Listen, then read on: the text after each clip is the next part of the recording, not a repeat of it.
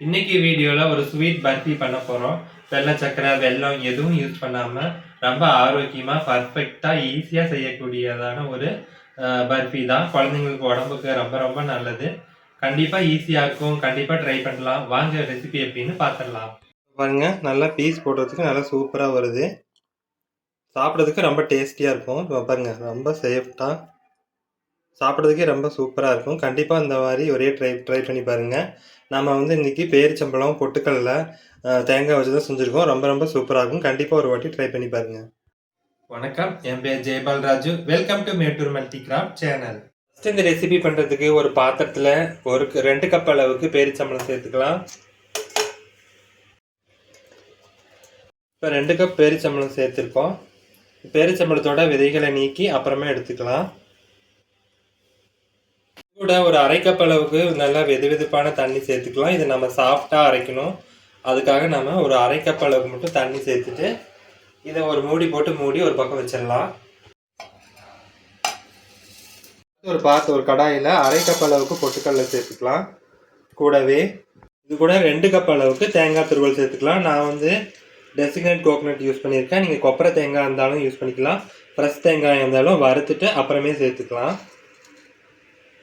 இப்போ 2 கப் தேங்காய் சேர்த்தாச்சு. இப்போ ஸ்டவ்வை நம்ம சிம்லேயே வச்சு இது ஒரு 3-4 நிமிஷத்துக்கு நல்லா வறுத்துக்கலாம். இப்போ பாருங்கள், இதில் ஒரு 4 நிமிஷம் நல்லா வறுத்துட்டேன். கலர் எதுவும் மாறல. ஆனால் பாருங்கள், நல்லா வறுபட்டு கமன்னு வாசம் வருது. இந்த டைமில் நம்ம ஸ்டவ் ஆஃப் பண்ணிவிட்டு இது ஒரு பாத்திரத்தில் மாற்றி ஆற வச்சிடலாம். ஒரு பேனில் 1 ஸ்பூன் அளவுக்கு எள்ளு சேர்த்துக்கலாம். 1 ஸ்பூன் அளவுக்கு கசகசா சேர்த்துக்கலாம். இது நமக்கு எவ்வளோ வேணுமோ அவ்வளோ எடுத்துக்கலாம். இவ்வளோ தாங்கிற அளவு இல்லை. உங்களுக்கு கசகசா இல்லைனாலும் பரவாயில்ல, எள்ளு கூட மட்டும் சேர்த்துக்கலாம். இதை நல்லா சிம்மிலேயே வச்சு ஒரு 2 நிமிஷத்துக்கு நல்லா சடன்னு பொரியிற வரைக்கும் இதை வறுத்துக்கலாம். கசகசா எள்ளு நல்லா வறுபட்டுருச்சு. இப்போ நல்லா இதை ஒரு பிளேட்டில் மாற்றிக்கலாம்.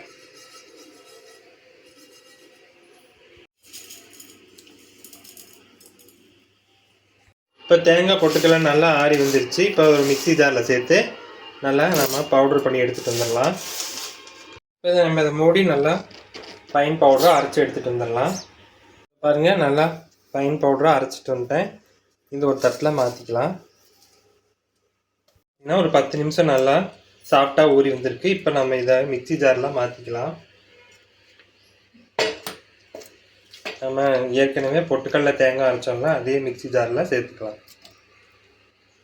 ரொம்ப தண்ணி ஊற்றி அரைக்க வேண்டாம். ஒரு 1/2 கப் அளவுக்கு மட்டும் தண்ணி சேர்த்து அரைச்சிக்கலாம்.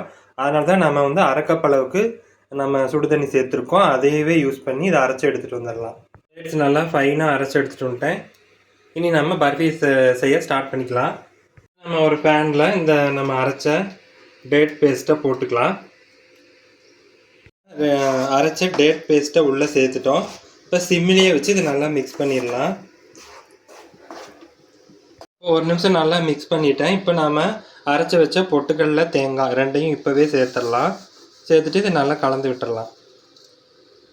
சேர்த்து இதையும் நல்லா மிக்ஸ் பண்ணிடலாம். என்ன பொட்டுக்கடலை தேங்காய் அரைச்ச பவுடர் நம்ம டேட் பேஸ்ட்டு இது எல்லாமே சேர்ந்து நல்லா வரும். கொஞ்சம் கட்டிகள் இல்லாமல் இது வரலாம் மாதிரி நல்லா மிக்ஸ் பண்ணிக்கலாம். இப்போ நம்ம ஒரு 2 ஸ்பூன் அளவுக்கு மட்டும் நெய் சேர்த்துக்கலாம். அவ்வளோதான். இதுக்கு மேலே நமக்கு நெய் தேவைப்படாது. ஒரு 2 ஸ்பூன் மட்டும் சேர்த்துக்கலாம். நெய் சேர்த்துட்டு இதை நல்லா மிக்ஸ் பண்ணி விட்டுடலாம். நெய் சேர்த்த உடனே நமக்கு நல்லா ஒட்டாமல் நல்லா வரும். ஃபேனில் ஒட்டாமல் நல்லா கலந்து எல்லாம் ஒன்றா சேர்ந்து வருது. இந்த சமயத்தில் நம்ம ஏற்கனவே வறுத்த எள்ளு கசகசாவை சேர்த்து நல்லா மிக்ஸ் பண்ணிடலாம். இப்போ பார்த்திங்கன்னா கடாயை விட்டு கொஞ்சம் எல்லாமே ஒன்று சேர்ந்து ஒட்டாமல் வருது. இதுதான் கரெக்டான பக்குவம். நம்ம எடுத்து மாற்றிக்கலாம். கொஞ்சமாக நெய் தடவி ஒரு ட்ரேயில் வச்சுருக்கேன். இதில் நம்ம சேர்த்து லெவல் பண்ணிடலாம்.